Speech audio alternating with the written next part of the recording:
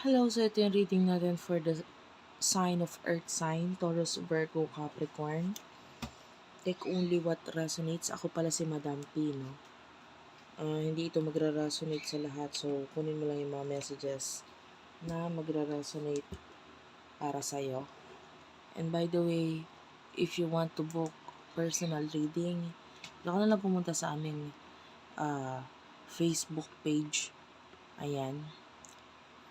I-search mo hashtag Madam PTV pag di mo ma-search yung pinaka-Facebook page namin. And then TikTok namin, Unicorn Princess Tarot. Meron na kaming 158,000 mahigit na followers. And beware of posers, no? Kasi marami akong poser. Both Facebook and TikTok. And then, ito yung aming WhatsApp. And of course, ito yung Gcash namin. So, nagiging transparent lang po para makaiwas kayo dun sa mga poser. So, eto lang yung number namin sa ngayon sa Gcash. Okay, and this is our Instagram. So, let's start your reading. Dun ka lang sa mga sinabi ko pwede mag-inquire. And also, hindi ko pala nabanggit yung Gmail, which is thevirgophilippines@gmail.com. May mga admin ako na mag-a-assist sa'yo. Let's start. What do we have here for the sign of Earth sign?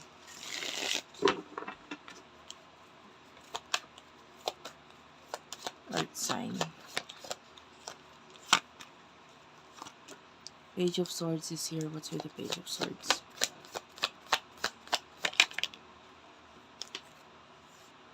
Four of Cups. The Hierophant. Okay.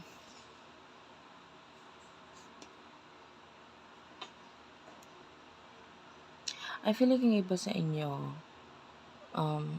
may mga decision ka in the past na parang masyado ka nagmadali dito. And now, ang dami mong lesson na natutunan because of the, sabihin na natin, pagkakamaling decision na ginawa mo. Kasi masyado ka nagmadali. And you don't really Chariot. But I feel like this is in reverse. Naramdaman natin yung reversal energy dito.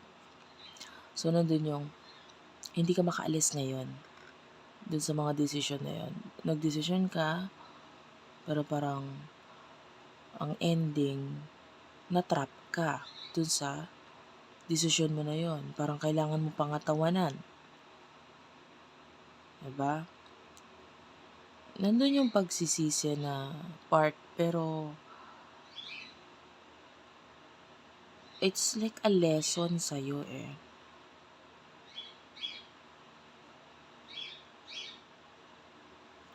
Ngayon kunin natin yung energy na person na kakonect mo.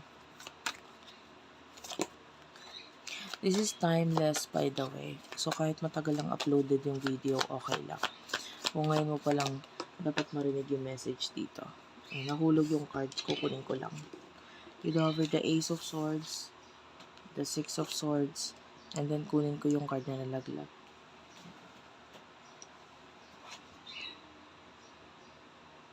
Ten of Pentacles is here.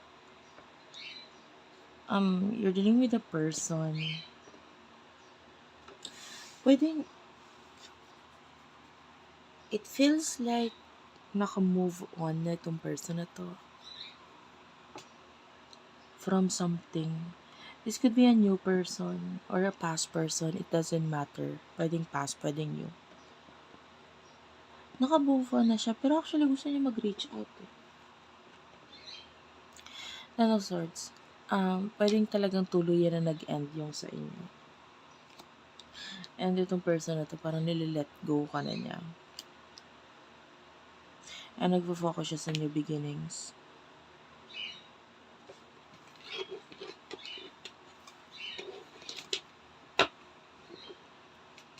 Tell me about the emotions sa isa't isa. You over the world. The Eight of Cups.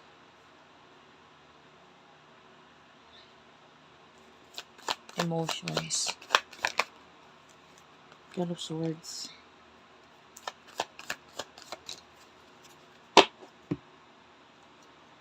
And the Two of Cups. Yeah, this could be an ex or a past person yung iba sa inyo.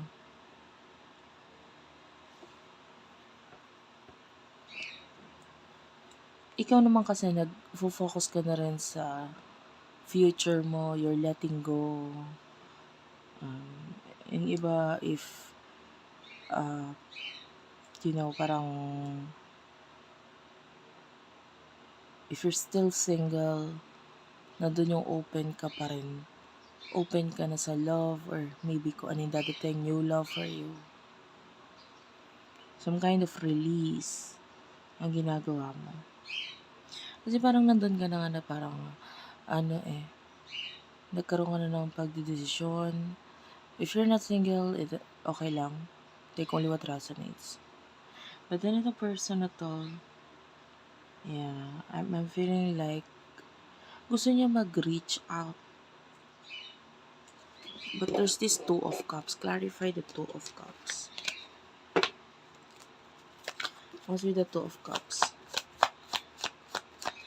Why is the Two of Cups here?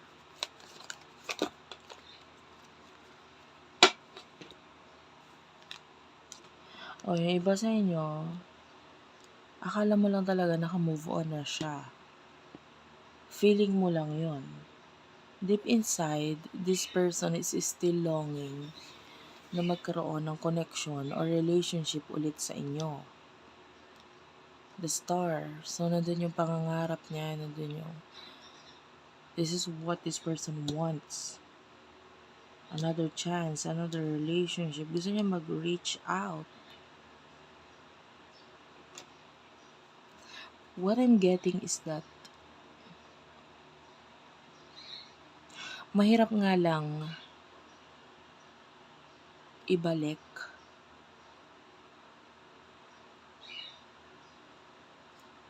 yung connection.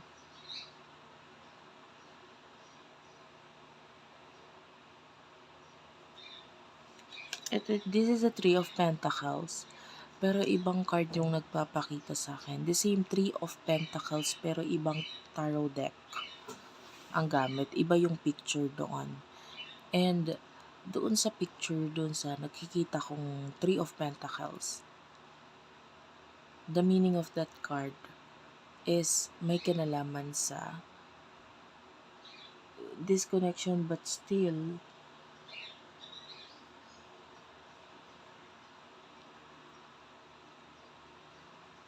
nararamdaman niya yung connection ninyo. Maybe this is spiritual connection. Hindi ka pa rin niya dinidelete. I feel like if this is a past person, nandun ka pa rin sa contacts niya. There's a special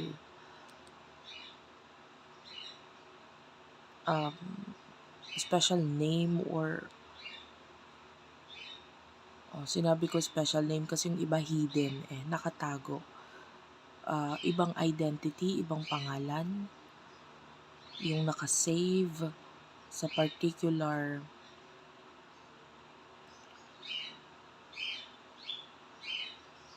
number mo or what. It's like hidden or secret.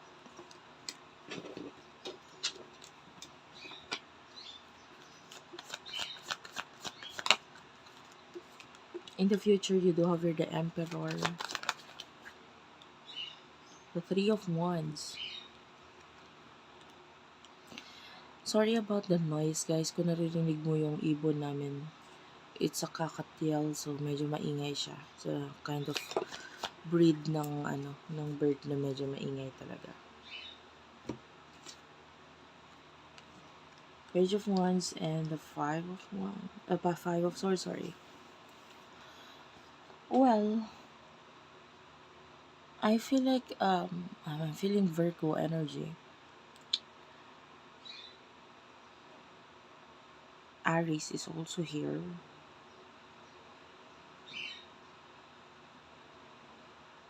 May mga bagay ka tinatry i-organize, ayusin. nakita ko ng maybe documents or plano. Maybe sa inyo, maybe you do have a plan. And the Three of Wands, nandun yung pagka-miss or pag-iisip mo pa rin dito sa person na to in the past. But, mas gusto mo kasing pag isa katuparan yung plano mo. So, may naiisip ka dito sa person na to, but it's not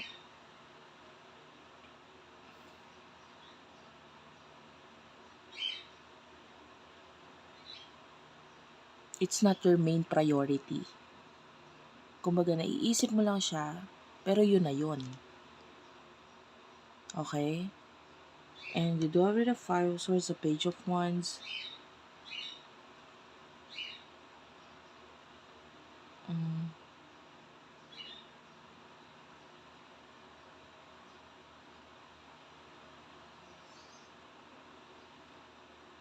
I can see messages here coming from this person. Parang time will come, kakailanganin ka niya. Maybe may kinalaman sa career or finances or what. Yung iba naman,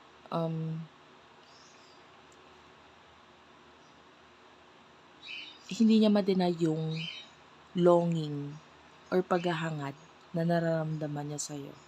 So, I can still see this person na makikipag-connect sa'yo because of that. What I see here is like, parang alam mo yung bata or anak na naglayas. And you are the father here. Hinayaan mo lang siya. Hinayaan mo lang na matutunan niya yung mga lessons niya sa buhay niya. And then this person is coming back.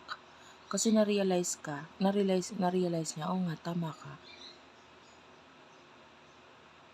Akala ko mas gusto ko yung path na yon, but hindi pala. And I can see this person coming back.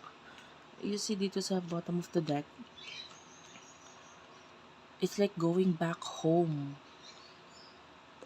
Kasi, na-realize niya, hindi niya pala gusto yung pinuntahan niya, hindi niya pala gusto yung ginawa niya, and mga naging desisyon niya. Nung una, pwedeng, okay, nag-choose siya ng path niya, away from you, thinking na ito yung mas better, and then, see this, naging problem lang siya, naging sorrow, ikaw nag-let go ka. Hinayaan mo lang siya. Nagparaya ka. And then, this is like the energy of a person coming back. Kasi na-realize niya, yung mas better pala is nandyan sa'yo. Ikaw pala yung mas better. And then, this person is nag-a-apologize or saying sorry. And things like that. Anyway, thank you for watching. I love you all. Please do like and subscribe. Maraming salamat po sa mga nakasubscribe na. Comment down below. Thank you for watching. I love you all. And if you want to book a personal reading, doon na lang po sa aming yung mga nabanggit ko kanina sa first part of this video. So yeah, that's it for now. Thank you for watching and bye-bye.